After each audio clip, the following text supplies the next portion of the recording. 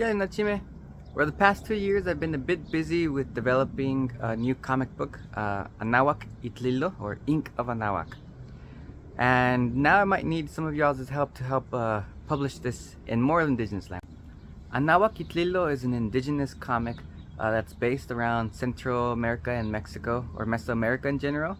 And it's written to be primarily in indigenous languages like Nahuatl, Tzotzil, or Maya Yucateco, with subtitles and captions on the side for European languages like Spanish or English.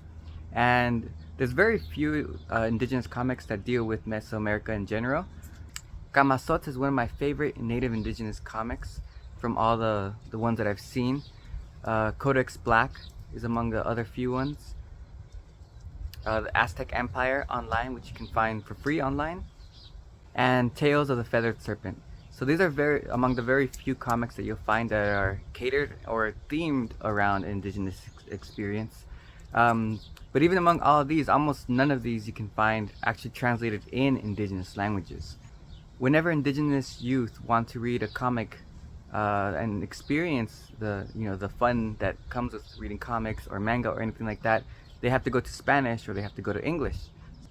The big publishing companies are rarely going to ever produce material that's themed around this indigenous experience, and even rarer are you going to find them actually permitting the translation of their comics, because big manga that are popular in Mexico are copyrighted material.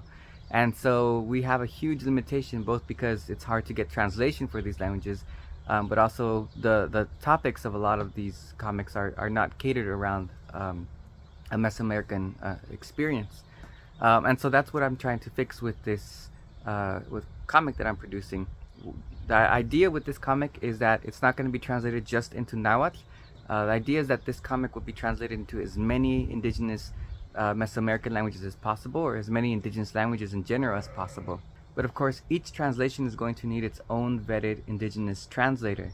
So for example, a Tzotzil translator, a Maya Yucateco or Mayat'an translator, Raramuri translators. I've already found some indigenous translators who are excited about working on this project and are going to start developing a translation for this project. Our translation does not come cheap, because this is an entire book. Each translator is giving me a quote of about $700 to about $1,200 USD. And of course, indigenous authors and translators deserve to be paid a fair wage for their work. However, the reality is a lot of these books, since we are catering to a small minority population, I would not be able to recoup those funds from the translation projects. And so that's where everyone can help. I've placed the link for the GoFundMe page here below. And so please share, please make any contribution, or share this link along with your friends, with anyone who you think might be interested in bringing this project to life.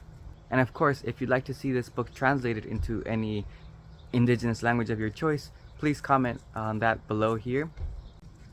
I'm in the last stages of developing the first edition of this comic book, which will be in Nahuatl with a translation in Spanish, or another version which will be in Nahuatl with a translation into English.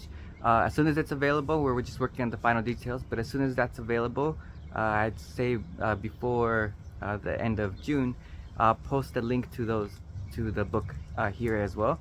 So if anyone would like to support through that way, you'll be able to purchase a copy. And if you'd like to see the only few indigenous comics that are published in indigenous languages, you can find them on the Inali website.